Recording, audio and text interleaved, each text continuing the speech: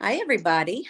It's me, your Hey. pal, Abby Road Rage, and your other pal and bestest gal, Claire Bacon, aka Slutty the Clown, for those in the know.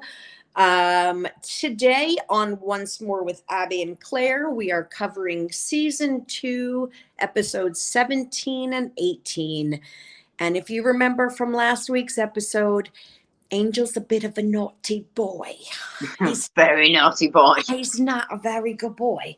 So this episode starts with Buffy awakening to find an envelope on her pillow of her while she's sleeping, because that's not at all fucking creepy.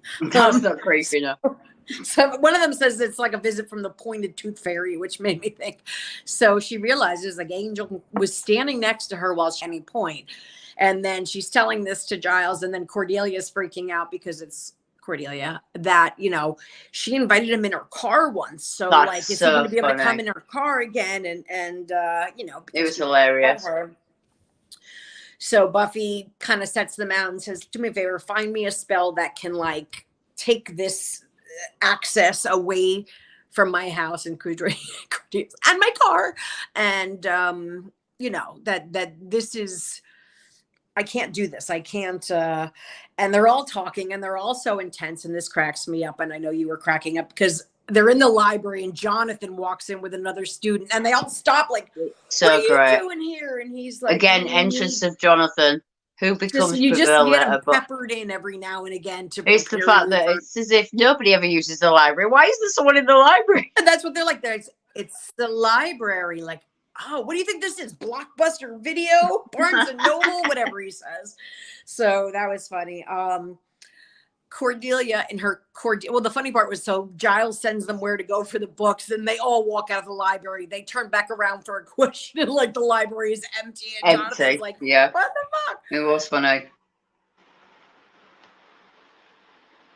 Oh, I've just lost Abby. Way. There I am. Oh, she's here. So Cordelia, being her Cordelia self, cannot figure out why Angel just doesn't slit her throat in the middle of the night and get it over with. Like, what is all this stuff? And blah, blah, blah. And Giles does explain that he's using it as a battle tactic. He's trying to knock her off her game and upset her and provoke her and taunt her. And Xander, being Xander, says, oh, he's using the na-na-na-na approach. Yeah. He's such an asshole. Exactly.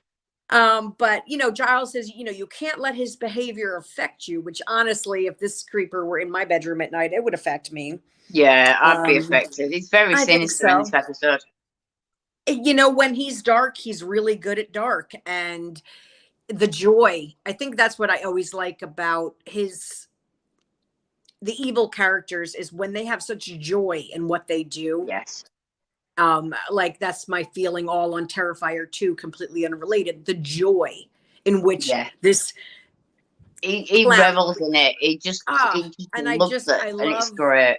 Unadulterated joy of evil. So Clint says, Abby, you dropped out for a second. I want to hear more about that naughty boy Angel.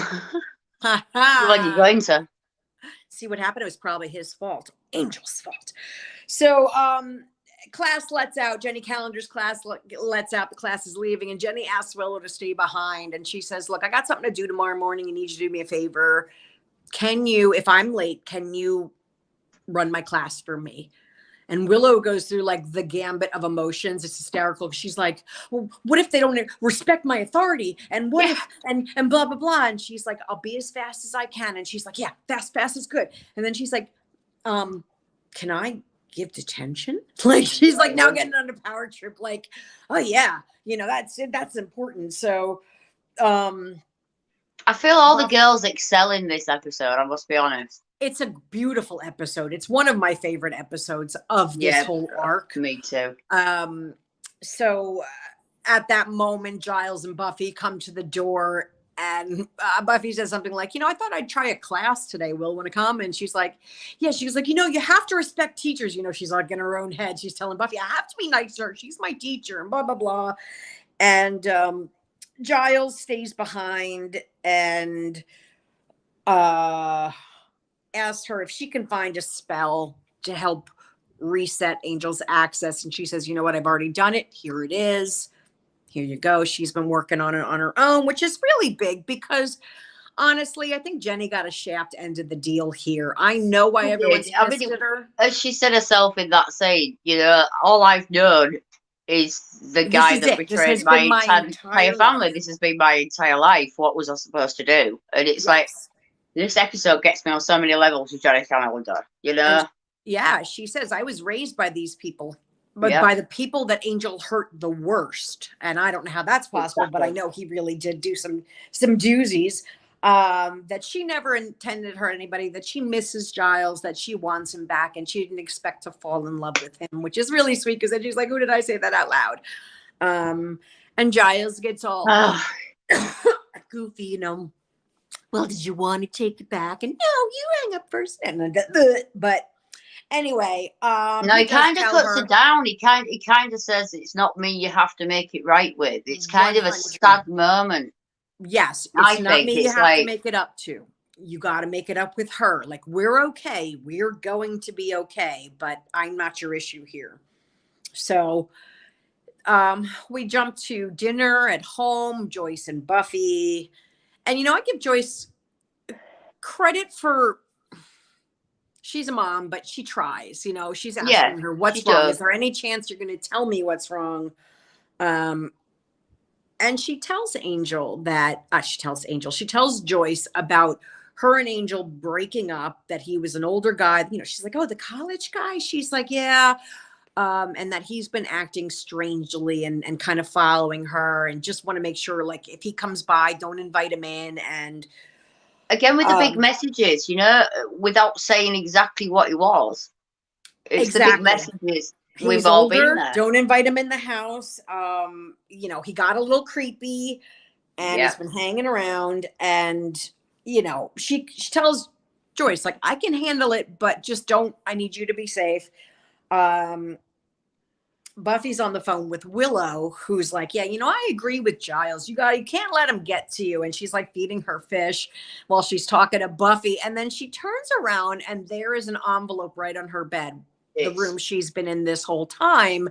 And she opens it and it's all of her fish strung up and dead. It was so bad.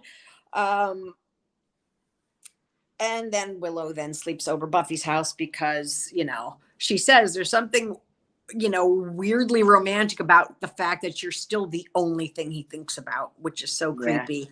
You know, it's like my favorite t-shirt that says, have the day you deserve, because depending on who you are, that's really scary. So we get to see Drusilla and Spike again. And this is adorable because Drusilla brings Spike a puppy to eat because Wakey has to eat his food. And he's like, you know, just don't feed me like a child. I can't have you do that. And then Angel comes in and says, like, something to the effect of, well, of course she's going to feed you like a child. She bathes you like a child. She carries you around like a child. And basically, he's sadistic in this one. Oh, he's just enjoying how impotent Spike feels and tells him, but don't worry, I'm going to take care of all of her needs, you know, if I'm not already taking care of them. And they get so snotty with each other, but she's funny. She's like, Angel, the sun is almost up and it can be very hurtful. And it's just like, I love her. I love how weird she is. I love Atlanta is absolutely outstanding. With the three of them, just Angel pushing those buttons like he likes to do. Yeah. And in the middle of this, Drew has a vision. One of her crazy ones. She says an old enemy is seeking to destroy our happy home. And we cut to the magic shop. And I love the scene actually, because Jenny Calendar walks in this magic shop and the gentleman's like, oh, how can I help you? And doing this whole shtick. And the whole sideshow business. Gypsy accent and tourist bit. And he's like, do you want a love spell? I can't do an accent, but he's like, do you want a love spell? Do you want this? Do you want that? And she's like, I need the orb of Thessala. And he's like, all right, we can cut the crap. I know you, it's obviously, so he drops it's very accent. much, yeah. He sounds like Cuts he's the from tourist Brooklyn. So the orb of Thessala is a spirit bulb for the rituals of the undead. So he knows she's not looking for a voodoo doll. She means business. Turns out he knows her uncle, very sorry about his death, and gives her the orb and tells her the transliteration annals for the ritual of the undead were lost. And, if you don't have that, the rest is just gibberish for you. And she tells him that she's like, come up with this computer program to translate everything because she's a fucking mega genius. And she plans to restore Angel's soul with it. And then the next day, actually, this is a great scene too. This is a great episode. Buffy confronts Jenny on the lawn outside school. And you could see Jenny's kind of like, what? And says, look, I know you feel bad about what happened. And she's like, I really do. And she's like, good. I want you to just keep at it. But Giles misses you. And I don't want to be the reason that he's lonely or unhappy. And I don't want anyone to be lonely or unhappy because of me. So from this point on, we're good. I'm not going to stand in the way of his happiness. So we find out also that in the meantime, Cordelia had switched cars with her grandmother because that's who she is. She's just such an asshole. She's not the brightest tool in the shed. No, I mean she's all for Cordelia, but we cut to Willow's room and they're hanging up crosses because they're doing the spell on Willow's room first. And she's like, Ira Rosenberg's only daughter nailing crucifixes to her wall. Yeah. I had to go over to Xander's house just to watch a Charlie Brown Christmas. Like, I feel so bad. But so Cordelia's being Cordelia. That's when they find out she changed cars with her grandmother. They tell her, you could go home. It's fine. And as they're kind of like going to leave, they find another envelope on Willow's bed and everybody's like holding their breath. And she's like, oh, it's for you. And she gives it to Buffy and it's a picture of Joyce sleeping. Yeah. Which is just horrifying. So, because it's just, and first of all, whoever does the illustrations for these pictures is amazing. They are beautiful. If it's a person or if it's an app. I'm not sure. I couldn't find anything on it. Yeah, I mean, I didn't look real hard, but I didn't see. I actually did look to see if I could find who it was. If anyone knows, put it in the comments underneath. Yeah, definitely. Because if it's not just a computer, I tried. I couldn't find it. I'll be honest. So she's like, we got to get to our house, blah, blah, blah. I got to save my mama. And Joyce is getting out of the car and Angel confronts her. And, you're like, your heart's in your throat because this is going to go well. And he like tries to push her. She drops the groceries, but in this time where he's talking with her, telling her, I can't let Buffy go. She's my everything, playing the part, the part that Buffy made him out to be. Since we made love, I haven't been able to sleep. Yeah, and Joyce just goes, because that's a big out. So Joyce goes to the front door. Angel tries to push himself in and gets hit with the old force shield. Access denied. So you see Willow coming down the steps. She had just completed the spell, which makes me very happy because this is, correct me if I'm wrong, the first time Willow does magic. Yes. And it progresses now from here. Right. Because that was just the first. She did it. It was great. And I think Buffy says something like, sorry, Angel changed the locks. It's just, so Giles, Jenny goes to Giles. They're very cute together, by the way. I was talking with Buffy. He's like, you were? And she's like, yeah, she says you missed me. And he's like that rotten kid. He was like, she's such a meddlesome girl. She's just so cute, but he loves it. So she tells him that she might have some news on her research. Could they get together later? So Giles is like, do you want to come to my house tonight? It's adorable because they're both like, yeah, I'm going to come over tonight. It's going to be so cute. You go to the magic shop. They cut to the magic shop. It's closing for the evening when Drusilla walks in with the puppy. That shot of her stood in that doorway with the lighting in this episode, which I'll bring up again at the end, is so good. Like the shadows, the reflections, the lighting. Yeah. She just tells him the puppy wants to know what you and the mean lady were talking about. Yeah. Then obviously she kills him because he does tell her what she wanted, and blah blah blah. So we're at the school. Jenny's printing out the transliteration of the spell that she had looked up, and she looks up from her computer, and there's Angel sitting in the classroom, and you're like, and he does his whole angel speech, and he takes the orb of Thessala and he smashes it. She's like, we're trying to help you. He's like, I don't want your help. Creepy. Yeah, I don't want to be, you think you're helping me. That's not helping me. I don't want to go back to that disgusting lapdog that I was before. He does see that she's completed the transliteration, so he takes her computer and smashes it in a million pieces. And then from the burning computer, burns all the papers that she had printed out. So Angel lunges at Jenny. Jenny runs out the door. And he enjoys that because he likes a good chase to build up his appetite. And this is the part with the beautiful light shot. He catches her right in front of that big. Yeah, the shot is amazing. What's those windows called? Those big circular windows. They have a name. I just can't think of it. And he grabs her, and then he's like, "No, shush." And then he just snaps her neck. And the sound it makes. The sound and how she dropped, and he's like, "I never get tired of doing that." And it is heart-wrenching. It's heart-wrenching. Giles shows up. Yeah, no, it's rough. And it gets worse, Giles shows up to get the book from Willow at Buffy's house, and they're talking, and she says, he's like, what's going on? And she says, well, Angel told Joyce about, do you know? I hope you know. And he's like, yeah, I know. And he's like, perhaps I should intervene. And she's like, yeah, what are you going to say?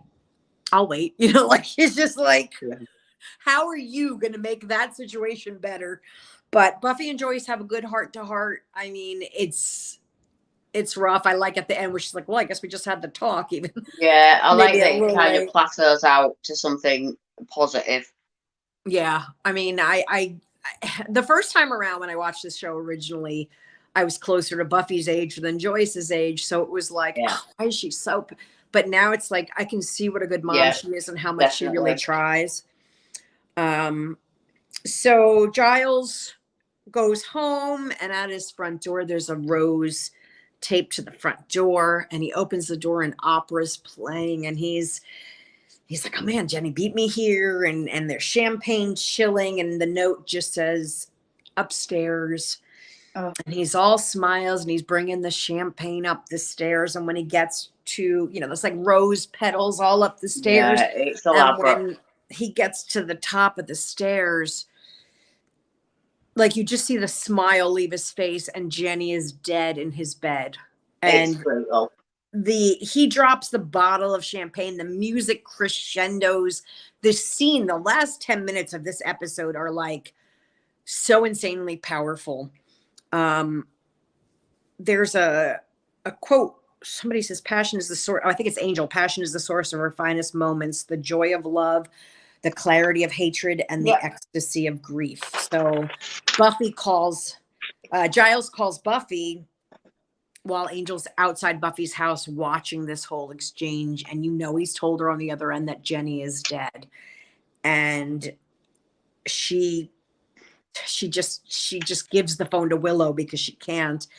And Willow breaks my heart because as she's listening, and then she just breaks out in these sobs that are just so heart-wrenching, like hysterics.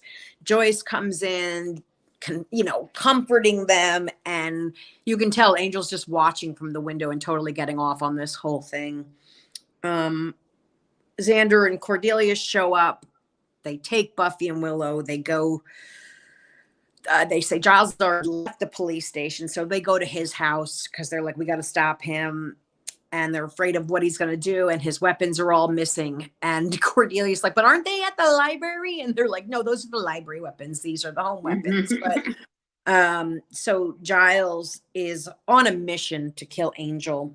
He's packing up a go bag, and on his desk, you see a hand-drawn picture of Jenny dead. And so obviously not only, oh, that's my neighbor, sorry. Not only did he have the actual product, he sat there and drew that beautiful photo while she lay there dead. By the time Scoobies get there, like I said, Giles is gone. All his weapons are gone. He's on his way to kill Angel. Xander pulls a dick move, and I'm having a hard time with him with these last few episodes. Like you said, the women are all so powerful in this, but Xander gives her an I told you so. Like, oh, now you all want to hate him now that he killed her. I've been telling you to hate him for so long. And I just think it's a dick move. There's tension between Spike and Angel. He goes, don't worry, roller boy, I got everything under control. And as soon as he says that, Giles launches a Molotov cocktail through the window and sets the place on fire and starts beating him with a piece of wood that's on fire. And Drusilla's going to help him. And Spike's like, no, let him handle it. Buffy shows up, goes after Angel. Big fight. She's kicking his ass, but like I said, he always seems to like it too much. That smarmy, I'm getting off on this is just hard to take. And then he says to her when she's about to kill him, like, oh, you're just going to let your old man burn down there? And she looks down and she sees the fire's about to reach. And I'm sorry, she should have just finished kicking his ass, but she obviously let Angel go and went to save Giles. And Giles is super pissed. You have no right, blah, blah, blah. And Buffy just fucking decks her. Like, he's like, this is not your fight. That punch is she's crazy. like, I can't lose you too. Like, it is a very moving scene. Are you trying to get yourself killed? Like, what? And then she hugs him. She's like, you can't leave me. I can't do this alone. And later they're at Jenny's graveside and she says, I'm sorry I couldn't kill him for her when I had the chance.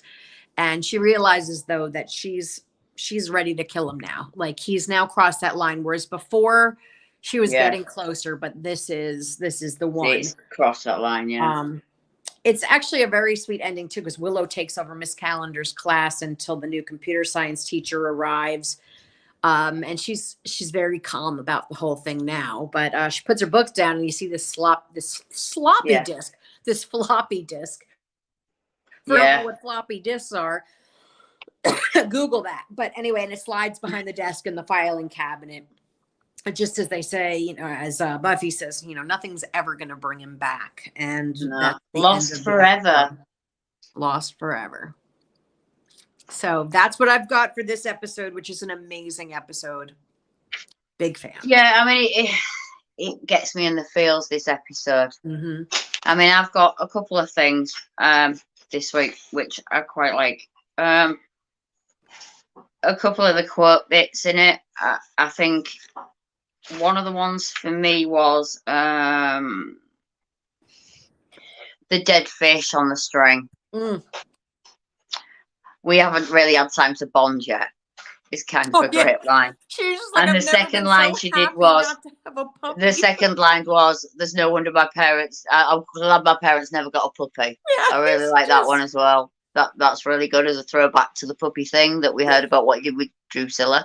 Yes. And then there was a couple of other things. The director for this episode, surprisingly, I think we both think this was very cinematic with the voyeuristic things from Angel, watching the reactions to Jenny being dead, etc.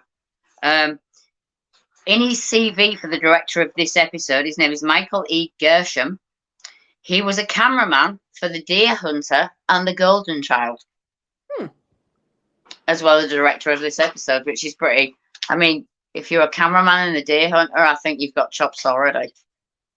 Yeah, and Joss also was one of the writers on this episode, and for better or for worse, that man can write. You know what I mean? Yeah. I've got, he's one of the writers as well.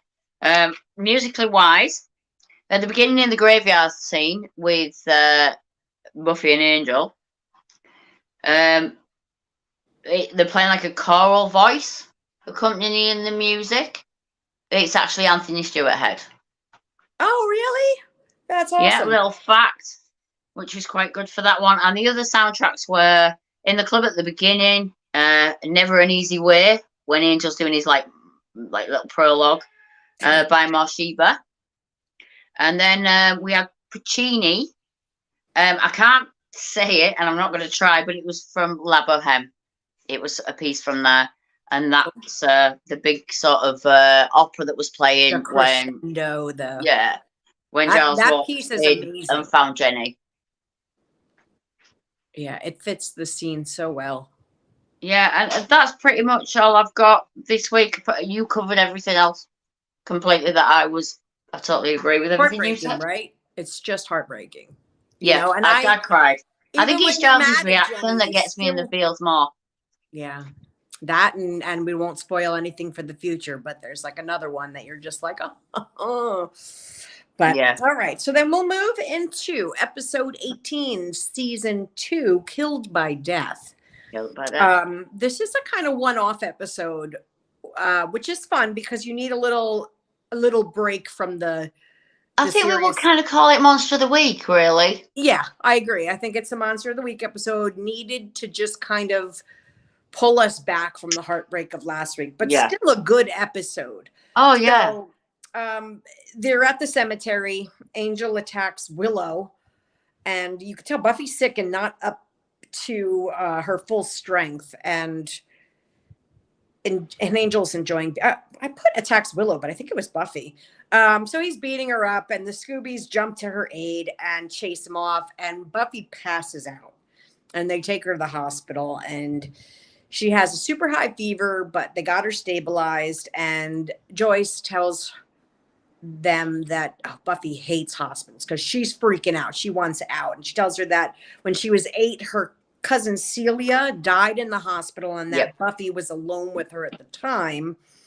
So obviously Buffy's terrified, and now she's alone in a hospital, and they have her all drugged up. And she wakes up in the middle of the night, and she sees a little boy standing in her doorway. And he kind of like walks away, he's looking at her, and he walks away. And then all of a sudden she sees this creepy, it's a monster in a suit with a top hat, not a top hat, but like a bowler hat. And I think it's really creepy, this. And it's one of those out of this that sticks in your brain that you're like, I don't want to meet that. If there's a way, can we put a picture of him in the feed at some point, because he's really creepy looking. Yes, and he's following the boy. So she, runs out to the hall to follow, and all of a sudden she's like 8-year-old Buffy alone in the hospital, and she's back to where her cousin was, and then all of a sudden she wakes up, and it's 2:27 is the time she keeps waking up, and she overhears these doctors talking about all these children that have been dying there. And she meets like 2 creepy kids. Something about creepy kids in a hospital. She meets creepy kids in the hallway. Angel decides to stop by and visit Buffy in the hospital, but Xander actually confronts him. And, they have kind of like a measuring pissing contest. Angel's like, if I want to get in that room, there's nothing you can do to stop me. And it's quite sadistic as well. Yeah, he's just with them so that nobody can let their guard down, letting them know that if he wants her, or when he wants her dead, she's dead. He's setting the rules here. Buffy keeps having that recurring dream about the hospital. Willow brings Buffy her homework, and she tells her, like, chocolate would have been better. But then Willow tells her that she's done all her assignments for her, and all she has to do is sign her name. And she's like, chocolate means nothing to me now. She's like, the 2 of them are so cute. I love their little isms. And then Buffy tells them that a girl died in the hospital last night, and that the little boy, Ryan, she thinks there's something in the hospital. She says, the girl died from the flu, but she thinks like this boy's scared of something real. And they think Buffy's just kind of created this monster so she can have something physical to fight because everything else seems out of her control. But at night, Buffy is patrolling as she does because that's what she does. And she finds that little boy Ryan again, and he's drawing a picture of the monster she saw. And they have a sweet moment. She tells him she's going to protect him. He tells her she's like, who is that? And he's like, Death. It's like kind of eerie and creepy, but that she's going to protect him. Giles and Willow are researching the doctor because he kind of gave Buffy the Wiggins. There was just something about him that she didn't send her spidey senses a tingling. And so Dr. Backer comes back to check on the children, and then something unseen attacks him. And Buffy watches something invisible drag him away, which is like a really cool scene. And obviously she can no longer see what's attacking him. Joyce tells Buffy, you can go home today, but she says, I think I'm going to need another night in the hospital. I'm just really not feeling well. And you know how scared she is, but she's not leaving those children alone here when there's something here. So it turns out Dr. Becker was actually trying to help the children. Yeah. He was trying to inoculate them against the virus that they have. By raising their fevers. By raising their fevers to burn it out. Such. Yeah. Yeah, which I had a doctor do to me once, and it's really obnoxious. Yeah. We find out that the demon is called the Kindestod, Kindestod. Yeah, I've got Kindestod. The name means child death. Kindestod, yeah. Kindestod. So he feeds on them. It makes it look like they died from the flu. She realizes that the only reason she saw the monster before is that she had this fever. And it was like, so she decides to take the vaccine so that, she can fight this thing, like get sick again and fight this thing. She's going to go like shoot. And Villa's like, whoa. Like, you got to dilute that or you're going to die. She takes like a couple drops as opposed to, so the children are running out of their rooms and Buffy is, super feverish and stumbling and looking for this monster. The guards find them, her and Willow. And I love Willow so much. She does a freak out so that it'll confuse the security. She does frog freak out. Fakes a frog freak out, I put, to give Buffy a chance to get away. This goes back to the tadpole fear. Like, I love the tadpole fear is amazing. So the kids are hiding in like this jank basement somewhere in the hospital. And the monster grabs one of the kids, and like you see these suction cups come out of his eyeballs. Yeah, and, like, it's pretty great. Creepy. And they go and they attach to the kid's head, and he's feeding off them. But Buffy hits the monster from behind, thereby separating them. They have a big old fight. Xander does grab the children and get them out of there. Buffy gets knocked down by the monster, and those suction cups come toward her, and it's that slow moment where you're like, blah, blah, blah, and then she snaps his neck, which is great because Xander doesn't see anything. He just hears the snap. Yeah. There's a lot of snapping in the last two. A lot of snapping. Snapping. They do get a letter from the boy Ryan. It's a picture of her slaying the monster, which is like really sweet. And Buffy goes home, but they come to realize that this was the monster that killed Celia, her cousin, and that Biffy. Buffy witnessed the whole thing when she was 8, but as an adult, she couldn't see him anymore. So it's a pretty cool episode. I dig it. It is. It's very one of the throwaway monster of the week, but I do think that the prosthetics in this, for the time, yet again, as we've said in a lot of the monster of the weeks, it's creepy. It's really scary. Yeah. I've been watching it and think, oh no, I don't like that. Yeah, I'm trying to see if there's a picture of him on the internet. Yeah, we can pop that up in and I'll just we'll put it in the I'll put it in the chat, but I'll also just put it in the chat and I'll pop it in the upload when it goes on. Okay. Yeah, he's definitely a creepy. Yeah, it's such a weird looking thing. It kind of reminds me of I haven't seen it. I know you have. Black Fern. Oh, wait, which one? Black Fern, the picture, Oh, the I cover loved of Black Fern. Fern. But it kind of reminds me with the smile thing and the hat. Oh, just what? Well, that was such a great mask, and that's a great movie, actually. I still haven't seen it. Oh, you need to. And it's based on a short story. So I read the book first and I really enjoyed it. And then I actually, for once, might even like the movie more, which never happens. So, yeah, but I'm trying to find I got one of his face, but I'm trying to find one of the suction cuppies. Oh, here we go. Because I want to give you 2 pictures of him. But yeah, so that's all I have for this episode. If you have anything else for us? Well, we had no musical notes this week anyway. I double checked and I didn't hear anything other than the odd instrument. I didn't notice anything either. Yeah, there was nothing to note that's been documented as such. The guy who played Dr. Backer, he actually is called James Hurd, and he was in All the President's Men. He was also in Future Boy, A-Team, Heart to Heart, Something About Mary, Mars Attacks, Groundhog Day, The Rock, NYPD Blue, Quantum Leap, A Bug's Life. Wow. He literally is alumni of actors who does everything.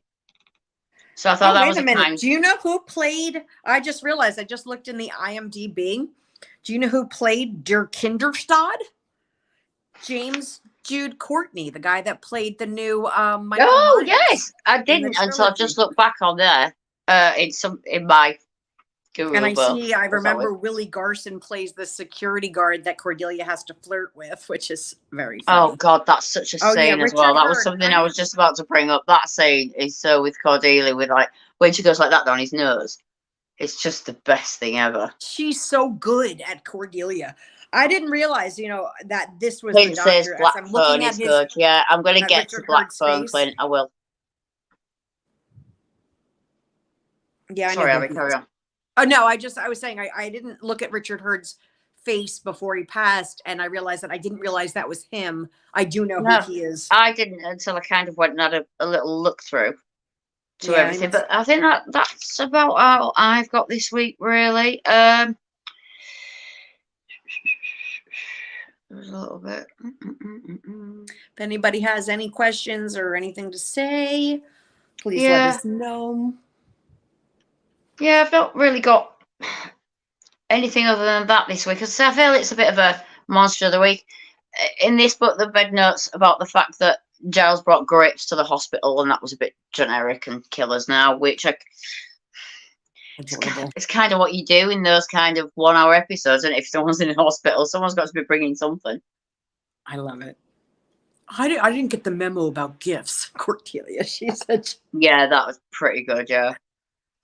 All right. So then next week we have, I think we're on for next week, right? I love this episode. For next week? I only have eyes for you. Oh, okay. And so that is such a great episode. And followed by Go Fish, which is another great episode. I love as well. Fun. Yes, these are actually 2 very good episodes. Yeah, they are. The Go really Fish fun one episodes, is a silly episode, but a lot of fun. So we look forward to next week seeing you guys. Again, if anyone wants to come on the show and chat with us, please do. Clint's got a comment rather than a question. Hang on. I enjoyed having Evil Angel for a while. Agreed. Angelus is just wow. Like, I hate him, but he's, I love him, but I hate him.